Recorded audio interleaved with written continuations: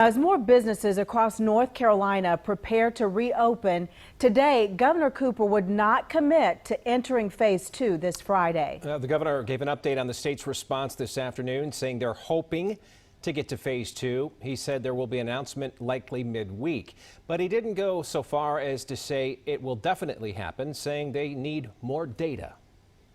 Our indicators and trends are going to tell us when North Carolina can ease some restrictions. Now, the governor and state leaders said there were still some things to work out when it comes to phase 2. We know it would lift the statewide stay-at-home order and open up restaurants and gyms and salons with, of course, social distancing, but officials have not yet given specifics on the rules surrounding pools or a possible limit on the size of gatherings. Channel 9's Elsa Gillis is joining us live now. And Elsa, some business owners that you talked with say they want to be ready for when that decision about the next phase is made.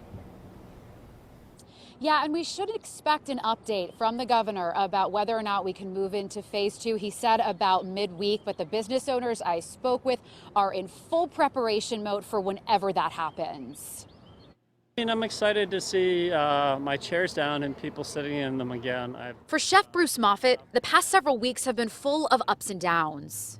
I think I've learned a lot about my business and where the weaknesses are and what I need to improve on, and I've also learned what the strengths are. As of now, he plans to reopen 3 of his 4 Charlotte restaurants to diners about a week into phase 2.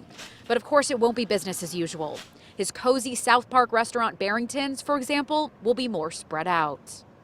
We'll have, rather than a hostess, probably we'll have someone at the front that'll be kind of the safety guide person and kind of let people know what we're doing to keep them safe and just kind of be really proactive with, to help ease customers. He's still hashing out protocols, but says employees' temperatures will be taken and they'll wear masks. And diners can expect a sanitation station when they walk in. Further north in Plaza Midwood, Arthur Venegas is preparing his 1213 studio for cuts and coloring once again. We have contacted the State Board of Cosmetology and they're sending out recommendations of how to reopen safely. We'll be having partitions between the stations just so the clients and our fellow booth renters feel safe. We also are going to have sanitary stations throughout the salon. And coming up at 6, I'll share a little bit more about what this salon is doing to prepare and the governor's recommendation for both people who work at salons and barbershops and for their customers. Erica. All right, we'll look forward to that. Thank you, Elsa.